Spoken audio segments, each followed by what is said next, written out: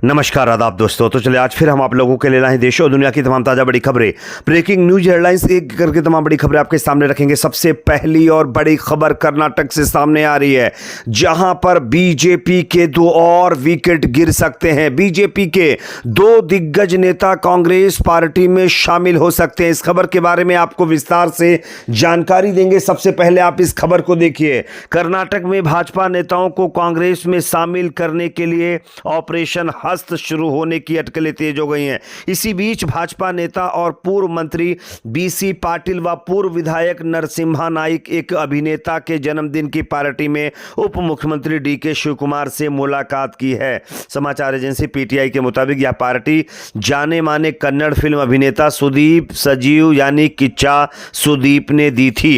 हालांकि दोनों ही भाजपा नेताओं ने इन अटकलों को फर्जी करार जरूर दिया है, लेकिन ऑपरेशन हस्त को विपक्षी दलों के नेताओं को कांग्रेस में शामिल करने के लिए लगातार चलाने का प्रयास किया जा रहा है। और इसी के जरिए बीजेपी के कई नेताओं को अभी तक कांग्रेस पार्टी ने अपने पाले में ला लिया है। और खबर यह है कि अब 2 और विकेट बीजेपी के कर्नाटक के अंदर गिर सकते हैं। यानी लोकसभा चुनाव से पहले बीजेपी को पूरी तरह से उथल पुथल करने का प्रयास जारी है। बीजेपी में फूट डालने का प्रयास जारी है कांग्रेस पार्टी के जरिए। अब देखना यह होगा कि इस ऑपरेशन में कांग्रेस को कितनी सफलता मिलती है। बात करेंगे अगली खबर की, जो कि सामने आ रही है। बागेश्वर धाम वाले बाबा को मिली मारने की धमकी, आप इस खबर को देख सकते हैं। उत्तर प्रदेश के बरेली में अनस अंसारी नाम के युवक ने बागेश्वर धाम के पीठाधीश्वर धीरेन्द्र कृष्ण शास्त्री को खत्म करने की धमकी दी थी। मामला हाफिजगंज थाना क्षेत्र के रिठौरा का है, जहां अनस अंसारी ने इंस्टाग्राम पर यह धमकी भरा पोस्ट कर दिया था। बाद में बताया जा रहा है कि इस लड़के को गिरफ्तार किया गया, अरेस्ट कर लिया गया है। धीरेन्द्र शास्त्री को लेकर किए गए विवादित पोस्ट को लेकर हिंदू संगठनों में आक्रोश है। हिंदू संगठनों की ओर से पुलिस से आरोपी के खिलाफ सख्त कार्रवाई की भी मांग की जा रही है। मामले की गंभीरता को देखते हुए पुलिस ने मुकदमा दर्ज कर लिया है। हाफिजगंज थाना क्षेत्र के रिठौरा निवासी अनस अंसारी ने इंस्टाग्राम पर ये पोस्ट डाली थी। तो ये अपने आप में एक बड़ी खबर है, जहां पर धीरेन्द्र कृष्ण शास्त्री बाबा के खिलाफ एक पोस्ट की वजह से एक लड़के को अरेस्ट किया गया, उसको गिरफ्तार किया गया है। हालांकि आगे की अपडेट जैसे ही आती है हम आप तक पहुंचाएंगे। बात करेंगे अगली खबर की, जो कि सामने आ रही है। एक देश एक चुनाव की मुहिम चलाने वाली बीजेपी को कांग्रेस पार्टी ने करारा झटका दिया है। आप इस खबर को देख सकते हैं। लोकसभा में कांग्रेस के नेता अधीर रंजन चौधरी ने देश में एक साथ चुनाव कराए जाने की संभावना तलाशने के लिए केंद्र द्वारा गठित उच्च स्तरीय समिति का हिस्सा बनने से शनिवार को इनकार कर दिया है। केंद्रीय गृह मंत्री अमित शाह को लिखे एक पत्र में चौधरी ने कहा है कि उन्हें पता चला है कि उन्हें लोकसभा और विधानसभा चुनाव एक साथ कराने को लेकर गठित उच्च स्तरीय समिति का सदस्य नियुक्त किया गया है। कांग्रेस नेता ने पत्र में कहा, मुझे उस समिति में काम करने से इनकार करने में कोई झिझक नहीं है, जिसके संदर्भ की शर्तें उसके निष्कर्षों की गारंटी देने के लिए तैयार की गई हैं। मुझे डर है कि यह पूरी तरह से धोखा है। इसके अलावा आम चुनाव से कुछ महीने पहले संवैधानिक रूप से संदिग्ध अव्यवहार या तार्किक रूप से लागू नहीं करने योग्य विचार को राष्ट्र पर थोपने का अचानक प्रयास सरकार के गुप्त उद्देश्यों के बारे में गंभीर चिंता पैदा करने वाला है। दरअसल मोदी सरकार देश में एक देश एक चुनाव चाहती है, जिसको लेकर के तमाम विपक्षी पार्टियां पहले ही नाराज चल रही हैं। और अब जब कांग्रेस पार्टी के नेता अधीर रंजन चौधरी को इसका सदस्य बनाने का प्रयास किया जा रहा था, अब उन्होंने इस सदस्यता को लेने से इनकार कर दिया है। बात करेंगे अगली खबर की, जो कि सामने आ रही है दोस्तों कर्नाटक से, जहां पर एक और महिला टीचर ने मुस्लिम बच्चों को पाकिस्तान जाने की धमकी दी है।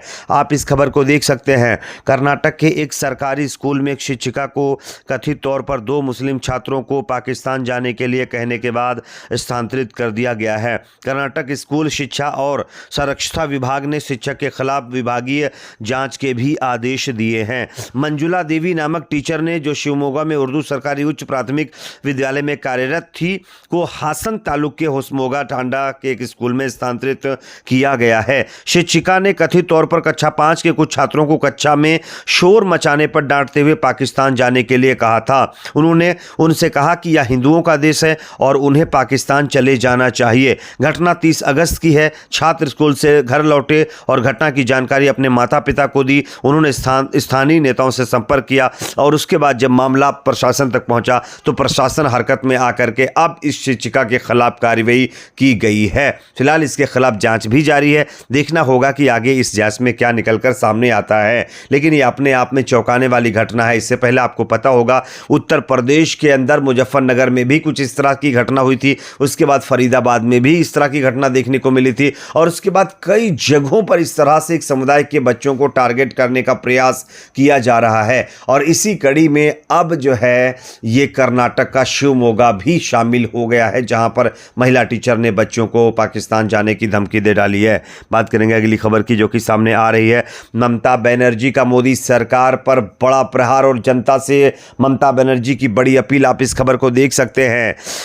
यहां पर ममता बनर्जी ने कहा है कि मेरी बात याद रखना, अगर बीजेपी इस बार लोकसभा चुनाव 2024 जीतेगी तो गैस सिलेंडर 3000 रुपए में मिलेगा।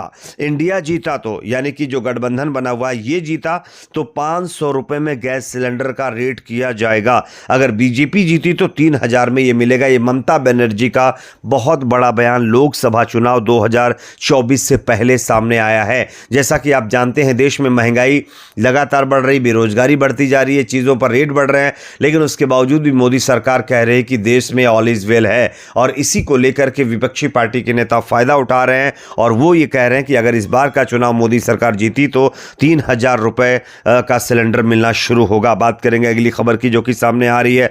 मणिपुर में जो फसाद हुआ उसको लेकर के एक और बड़े अफसर ने बहुत बड़ा खुलासा किया है। एक बड़े अधिकारी ने, जो कि आर्मी अधिकारी हैं, उन्होंने खुलासा किया। आप इस खबर को देखिए।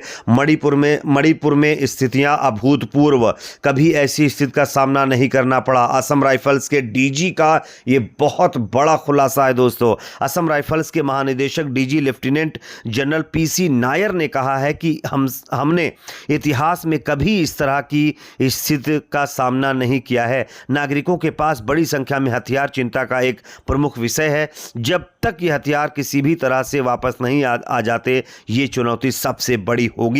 लेकिन उसके बावजूद भी हमारे देश की सरकार, खास करके मणिपुर की सरकार, इस पर उस तरह से काम नहीं कर रही है जिस तरह से किया जाना चाहिए था। ये लगातार आरोप लग रहा है। बात करेंगे अगली खबर की, जो कि सामने आ रही है दोस्तों। रामपुर से जहां पर एक और बीजेपी के नेता को पकड़ लिया गया, एक बच्ची के साथ हैवानियत के मामले में गिरफ्तार किया गया है। आप इस खबर को देख सकते हैं। रायपुर छत्तीसगढ़ की यह खबर है। राखी बांधकर लौट रही 2 बहनों से 10 लोगों ने एक साथ दुष्कर्म किया है। मुख्य आरोपी जो इसमें है पूनम ठाकुर, जो भाजपा नेता का बेटा बताया जा रहा है। यानी जो भाजपा के नेता बेटी बचाओ बेटी पढ़ाओ की मुहिम चला रहे हैं, उन्हीं के बेटे आप देख सकते हैं किस तरह से बच्चियों के साथ हैवानियत कर रहे हैं। आपकी क्या राय कमेंट सेक्शन में बताइए। वीडियो को लाइक शेयर, चैनल को सब्सक्राइब जरूर करें।